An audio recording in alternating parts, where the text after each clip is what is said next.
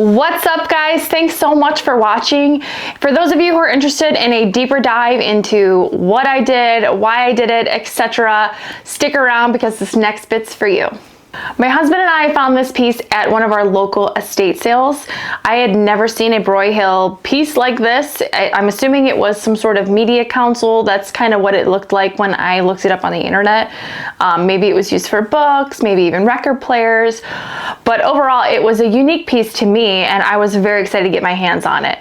I think I bought this piece for $125, hoping to sell it for around $450. It was in great shape. It didn't really have a ton of gouges or scratches. It was just the top was pretty beat up from, I think, I'm gonna guess some sort of nail polish spill or paint spill. It just looked like an accident happened. And unfortunately, once one part of the piece is destroyed, you kind of have to redo all of it because there's no way I'm going to match the refinishing perfectly with the drawers and the sides. So I wanted to just give it a complete refresh and see if I can make that wood grain pop just a little bit more than it originally was. I normally start every single piece with a scraper. It is my go-to thing to do. I enjoy the process of scraping. I like that it's cost efficient, etc. But this piece, the finish was not in terrible shape.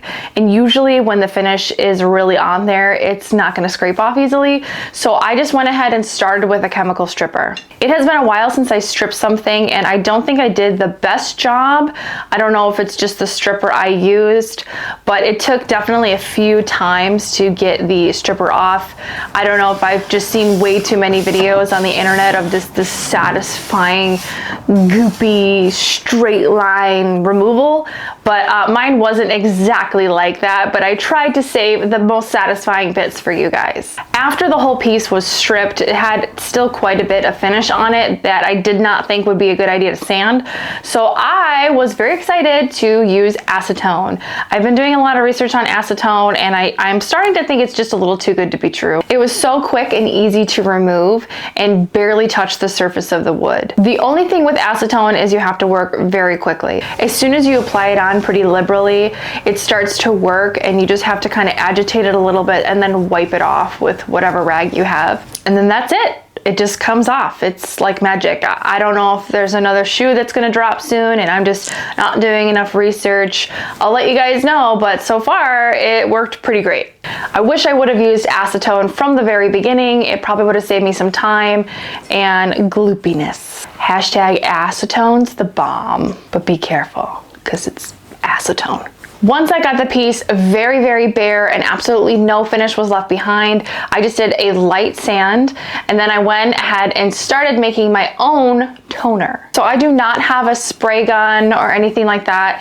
I probably will invest in one in the future, but I haven't ever had a need for it. The toner, from what I've researched, is mostly used with a spray gun, which I agree would be a beautiful finish, but I wanted to know if I could do it a wipe-on way. So all I did was just do my normal wipe-on poly mix, and then I just added my Mohawk powder stains.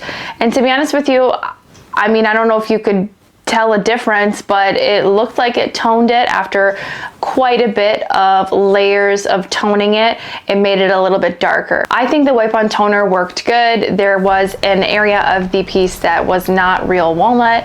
I'm not exactly sure what kind of wood it was, but typically it will stain a different color than the top and the sides and the drawer fronts. Well, once I applied the toner, you really could not tell a difference on the color matching, and I was very excited about that. After I applied about 5 or 6 layers of the toner, I went ahead and just did regular polyurethane wipe-on just to solidify that in and make sure it was very durable. I think I did like a few coats of that after that. I did not do the inside of the console. It was in pretty good shape. All I did was wipe a little bit of toner into it just to like liven it up a bit, but it really did not need any other finishing than that. The original finish would be a lot more durable anyways, so I wanted to keep that on, especially since there was going to be stuff put in there and books, and it will be much more durable with scratches and such like that. Usually with any piece, there is some sort of huge issue that I run into that I did not expect, and then I have to learn and come up with solutions. But this piece was actually very straightforward, and I was ecstatic at how nice and simple the process was, and it looked gorgeous. It only took a day or two to sell. I think I sold it for exactly what I wanted, $4.50, and it will last a very long time. Also, you can't tell from the video, but this media console is on wheels. It's not like so wiggly where if you just touch it or put something on it, it'll start rolling away, but it has wheels. I think that's dope. It's like brass wheels, and it's a super cool selling point that I put on the listing. And yeah, you didn't really get that in the video, so sorry. I hope you enjoyed this transformation as much as I enjoyed doing the transformation. And if you have any questions at all as far as what I did, what products I used, etc., just put comments in, and then I'll try to get back to them as soon as I possibly can. Also, if you enjoy transformation videos as much as I do, like and subscribe. I will be posting 3 times a month, as well as some short / reels along the way. Stay tuned for next time. Testing, testing, 1, 2, 3. Are we on? Can you hear me? Let us see. Okay. I hope you enjoyed this transformation video as much as I did.